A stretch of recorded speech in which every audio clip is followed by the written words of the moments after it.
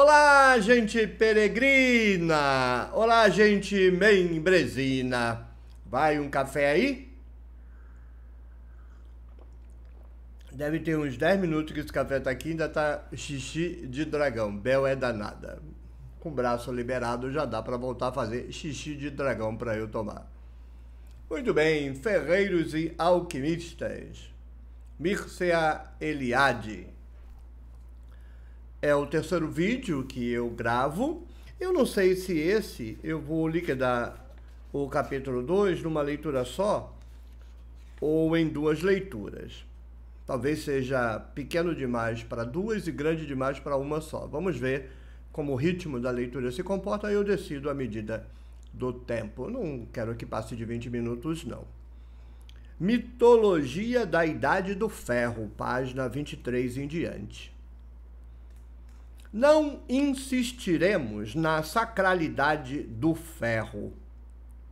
Bem, aqui a gente pode cair na tentação de considerar que a sacralidade é uma potência inerente do ferro. O ferro é sagrado.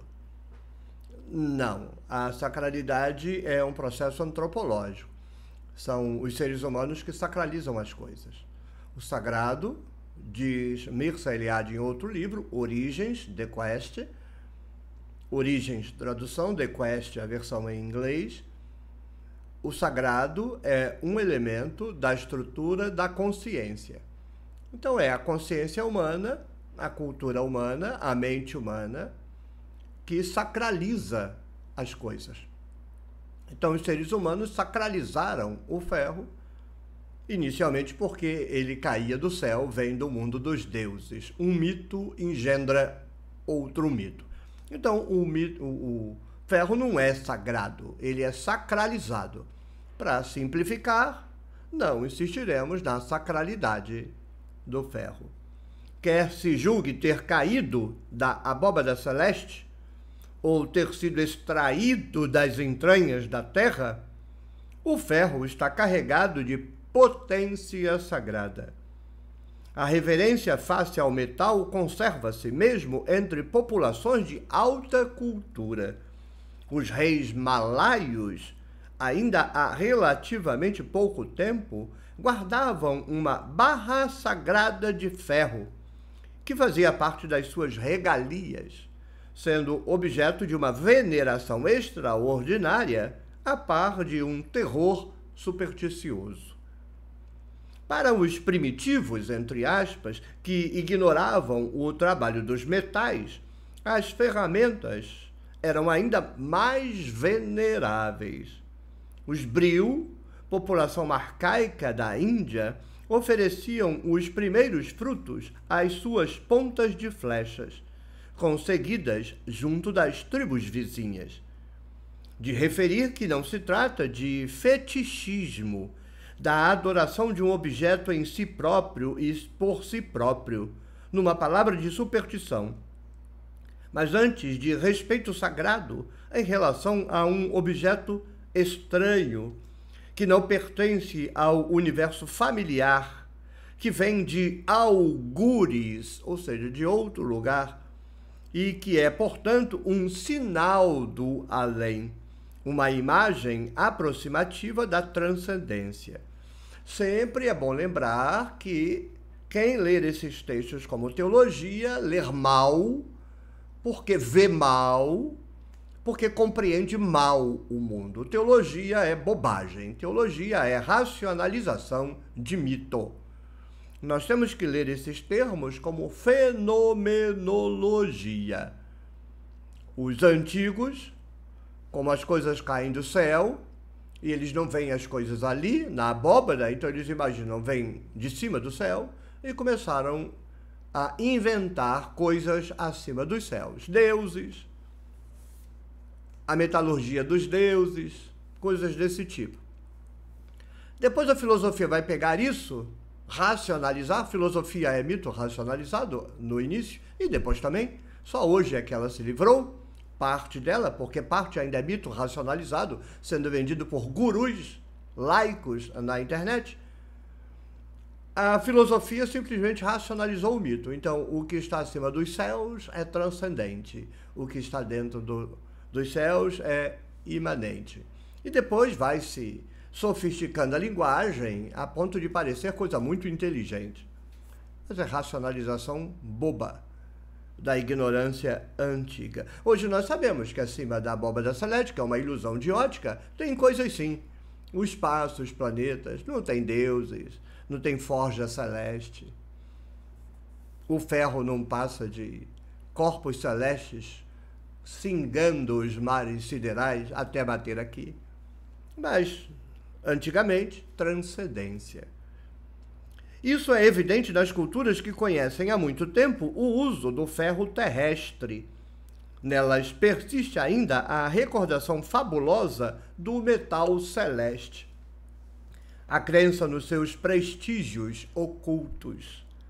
Os beduínos do Sinai estão convencidos de que aquele que consegue fabricar uma espada se torna invulnerável na guerra e pode estar certo de derrotar todos os seus adversários.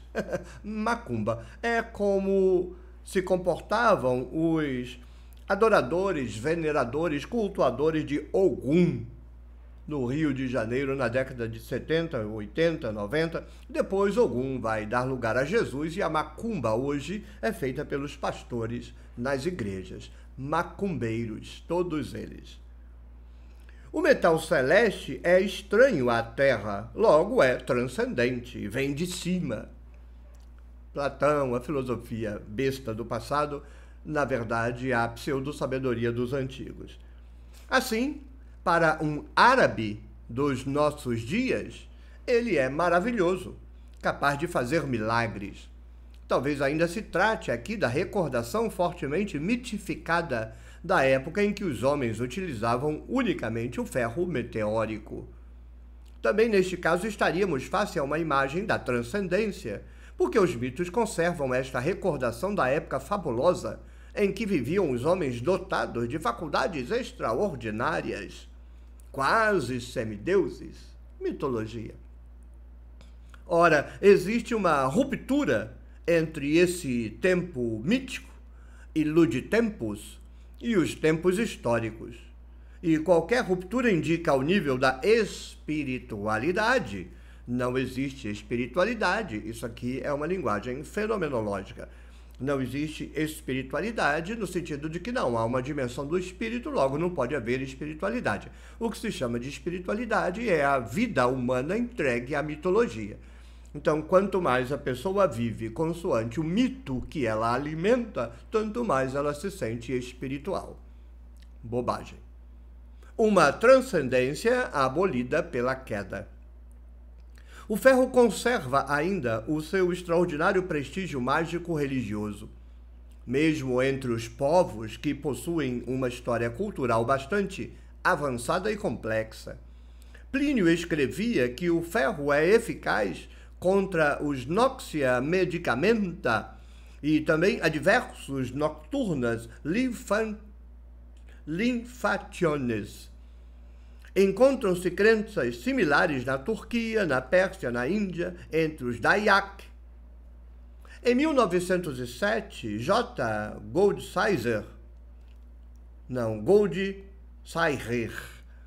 Goldsizer, acho que é assim que ele é o nome dele, ou Goldsirer, não sei, acumulava já uma quantidade de documentos respeitantes ao uso do ferro contra demônios. Talvez a ferradura dê sorte, não porque seja uma ferradura, afinal não deu sorte ao cavalo, mas porque seja de ferro. 20 anos depois, S. Seligman decuplicou o número de referências. O dossiê é praticamente ilimitado. É sobretudo a faca que compete afastar os demônios. Olha a faca!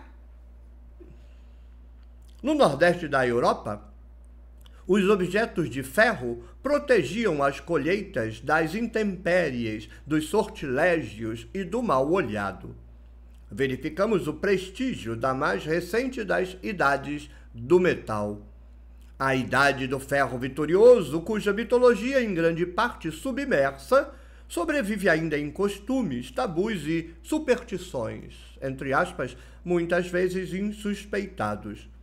Mas, tal como acontece aos ferreiros, o ferro conserva o seu caráter ambivalente. Pode encarnar igualmente o espírito diabólico. Em muitos locais, recorda-se obscuramente que o ferro representa não só a vitória da civilização, ou seja, da agricultura, mas também da guerra. Por vezes, o triunfo militar será comparado a um triunfo demoníaco. Por exemplo, no livro de Enoque, onde se diz que os demônios, quando descerem dos céus, eles ensinaram às mulheres as poções, bruxas, e aos homens fazer armas de ferro. Para os Vuachaga, o ferro contém em si próprio uma força mágica que é inimiga da vida e da paz. As ferramentas do ferreiro participam igualmente na sacralidade. O martelo, o fole, a bigorna, revelam-se animados e maravilhosos. Julga-se poderem operar pela sua própria força mágico-religiosa sem a ajuda do ferreiro. O ferreiro do Togo fala a propósito das suas ferramentas, do martelo e sua família. Em Angola, o martelo é venerado porque ele forja os instrumentos necessários à agricultura. É tratado como um príncipe e mimado como uma criança. Os Ogowe, que não conheciam o ferro e, portanto, não o trabalhavam, veneram o fole dos ferreiros das tribos vizinhas.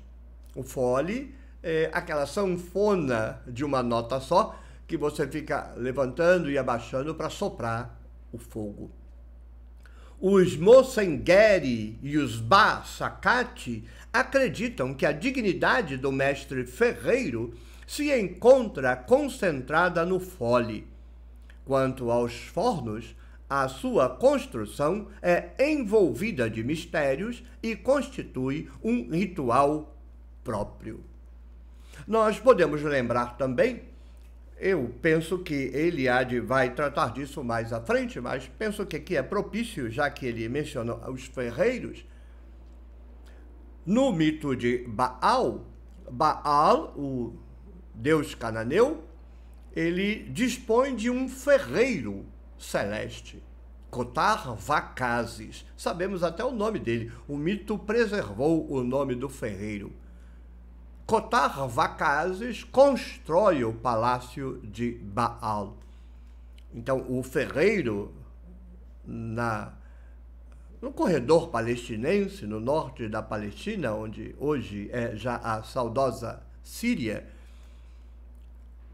os ferreiros, os Harashim, eram os religiosos sagrados da metalurgia.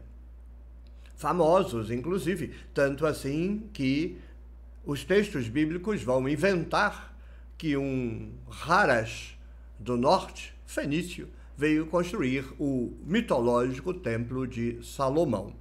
A maçonaria gosta muito desse ferreiro, inclusive.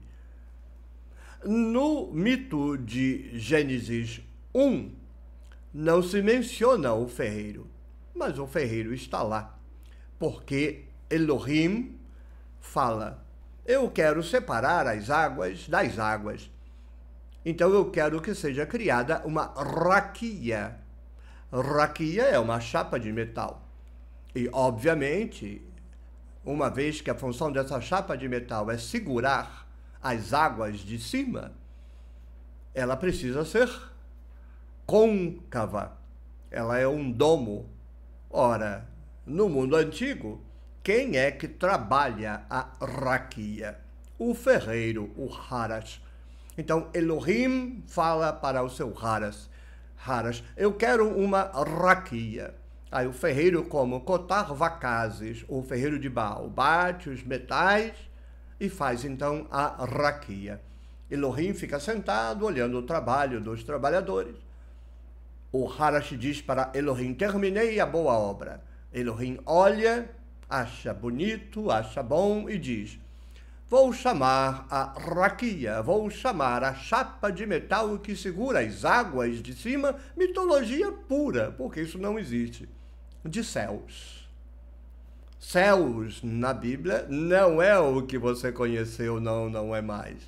Céu na Bíblia é o trabalho de um ferreiro, de um haras. É uma chapa de metal que sustenta as águas de cima. Bem sabido, não há chapa de metal nenhuma, nem água nenhuma lá em cima. É só mitologia dos antigos.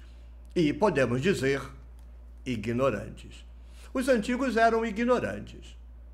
Os de hoje, que assim pensam, aí já são burros mesmo. Eu vou deixar o resto da leitura para o próximo vídeo, porque senão vai passar de 20 minutos, vai bater quase meia hora de leitura, não vou fazer não. Fica faltando a página 25, a página 26 e a página 27.